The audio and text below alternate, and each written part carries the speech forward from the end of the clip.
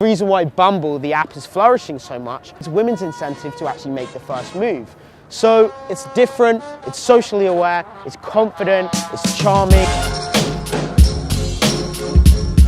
So today I'm on Millennium Bridge and I want to talk to you guys about how you can interact with women that are working in the day. So you've got shops, you've got cafes, you've got museums, you've got grocery stores. In all of these environments, the same general principles are true.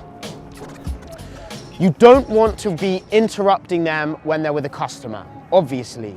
You don't want to be talking very loud and making it very obvious what you're doing because they have certain responsibilities. There's security guards watching, there's cameras everywhere, their manager's probably watching. So be very careful about how you're approaching these situations.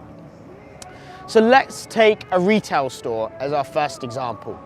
So you're in Topshop or Zara or somewhere like that, and you see a girl you like the look of.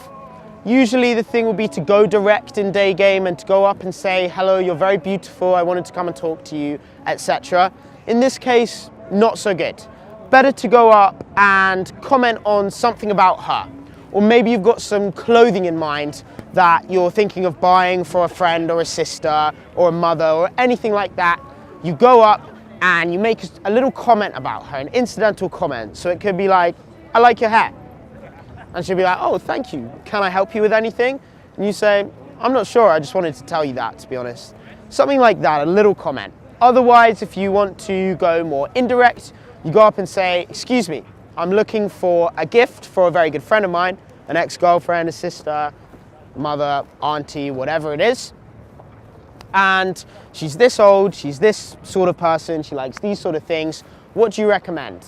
And then as she's giving you the recommendations, maybe you're teasing her a little bit about what she's choosing, saying, oh, bloody hell, would you wear that? Really? Crikey. Go on.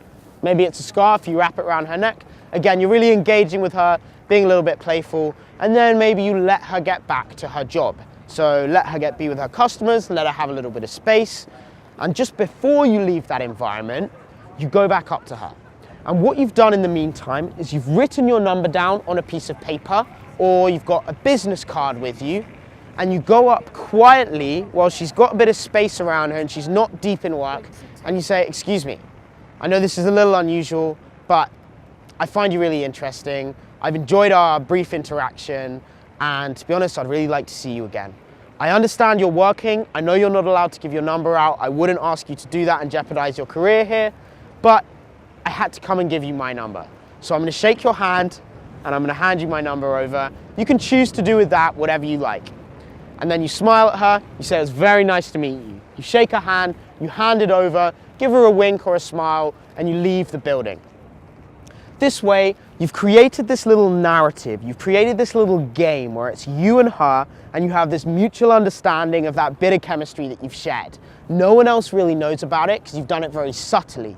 You've shown an enormous amount of social awareness for understanding that she's working, understanding that it's a lot of pressure to actually ask her to give you her number. So what you've done is you've written your own number down, and in handing that to her, you've avoided the security problems, you've avoided her career status problems, and you've still managed to leave that method of contact open to her. This way, she's going to feel a lot more excitement at the idea of texting you because you're that one guy that understood the situation, you understood how to deal with it, and you've done it totally differently. No one else has given her their number in that environment, at least not with the sort of class, the sort of nonchalance and the suave that you've done it with. So this is a really, really good way. Of course, the success rate is generally lower than if you're talking to a girl who's not working. That's to be expected.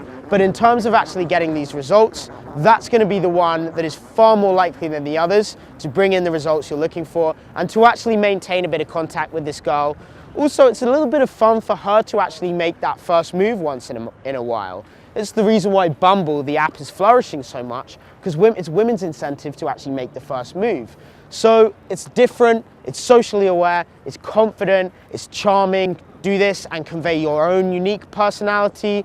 It's really, really easy one to personalize with the things you're saying, the actual contact information you're giving her, whether it's a number, Facebook, Instagram, WhatsApp, email. They all have their own functions depending on what kind of person you are and what social media you engage with. So this is a really good way to do this. If you want to learn how to personalize it to yourself and to make this absolutely perfect for you, then get in contact with me on the link below, subscribe to the channel, drop me an email, and I'll help you guys specifically sort this out for you. Thank you very much. This is Sam from the Millennium Bridge, apparently. Have a very happy Christmas and peace out.